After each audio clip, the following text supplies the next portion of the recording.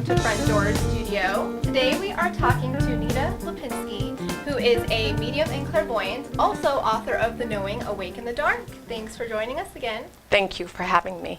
Now, last time we had you in and we talked about your book, but this time we're bringing you in to talk about a very important thing for people in life.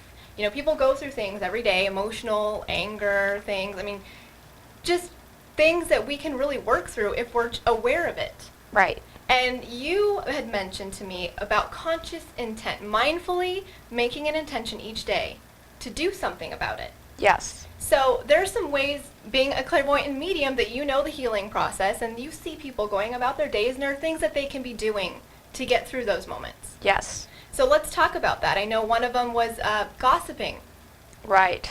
Gossiping is a common behavior and is energetically linked to not feeling important or powerless in your life.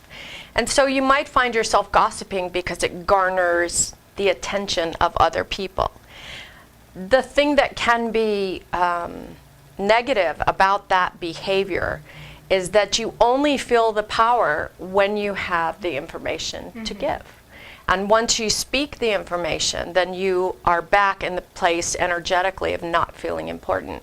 Okay. So if you recognize that in your own life or in somebody else's life, you can have the conscious intent to bring empowerment into your heart, to feel your own power, to notice that throughout the day. And when you find yourself in a group of people that want to gossip about another, you can lead the discussion in a different direction or say something positive, no matter what it is, about that person. Or just say, you know what, excuse me, and step away and breathe in that ability to empower yourself through your own energy, not through something that's outside of you. Right, and being consciously aware that we're doing it. Yes. And then we're doing something about it. Yes, because what conscious intent brings you to is the understanding that all of your experiences affect only you. If I have judgment about somebody else, if I say... Another big one, judgment. If I say, if you and I are having lunch and I lean over and say, Corey, look at what that woman is wearing. Oh my gosh, can you believe that? What does that tell you about the woman? Not a whole lot. What does it tell you about me? That maybe I have an issue with what she's wearing. Maybe it tells you nothing. Now I'm judging you. No. What I'm showing you is that judgment is never about the person you're judging. Right. Never. There's never an exception to that rule. It's always about us. Right. Right? Maybe I don't like that pattern or that color, but it only locks my energy up. Right. That woman, maybe that's her favorite shirt. Maybe her grandmother gave her that shirt and is no longer with her and she loves wearing it. But Now the judgment, right, the judgment is my own. And conscious intent, when we notice ourselves doing that, we can release it and say, oh, I'm not going to judge. I let go of judgment of myself and others. Which would make us feel better in a large way. I mean, you do feel better instantly. So how did you use the act of conscious intent in your book, The Knowing? And this is a book based on your life. Yes. You went through some very, very serious hardships. Yes. In which you kind of had to use your intuition and conscious intent.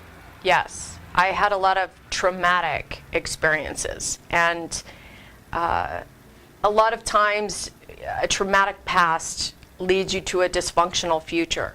And I did not want to have that in my life. And so I used my intention to shift my experience that I was creating for myself. So the first thing I had to do all those years ago was to forgive. I found that I needed to forgive through using conscious intention. Being open to, what do I need? Why am I afraid? Where does this come from? And when you align with that and you are open to it and you do it every day, it will change your life. Because you find clarity. Feel more free. I mean, you're not always worried about things. Yes, you find clarity in your own process and what you need.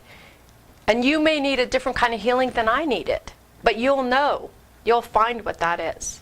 Well, and you actually do workshops and classes about the healing process, is that right? I do. Okay, and if people are interested in maybe learning about their own ways of healing and things that they can do to improve their life, how will they get that information? They will go to my website, nitalipinski.com.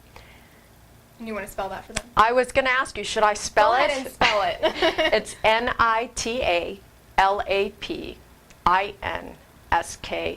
NITALAPINSKI.com.